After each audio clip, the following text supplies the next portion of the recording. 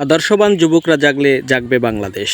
অপসংস্কৃতির বিকল্প ইসলামী সংস্কৃতির প্রচারের লক্ষ্যে ইসলামী যুব আন্দোলন বাংলাদেশ রাজাপুর উপজেলা শাখার উদ্যোগে গত 14 এপ্রিল 40 কাহুনিয়া লঞ্চঘাট বিষখালী নদীর তীরে ঈদ পুনর্মিলনী অনুষ্ঠান অনুষ্ঠিত হয়েছে।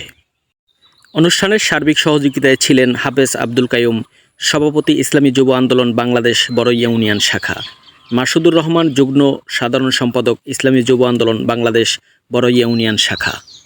এছাড়াও সার্বিক সহযোগিতায় ছিলেন মোহাম্মদ আলিম হোসেন, সভাপতি ইসলামী যুব আন্দোলন বাংলাদেশ ৬ নং ওয়ার্ড বড়ইয়া ইউনিয়ন ও প্রচার সম্পাদক ইসলামী যুব আন্দোলন মুহাম্মদ জাহিদুল ইসলামের সভাপতিত্বে ঈদ পুনর্মিলনী অনুষ্ঠানের প্রধান অতিথি ছিলেন প্রভাষক মাওলানা মোহাম্মদ আল আমিন, কেন্দ্রীয় সাংগঠনিক সম্পাদক বরিশাল বিভাগ ইসলামী যুব আন্দোলন বাংলাদেশ।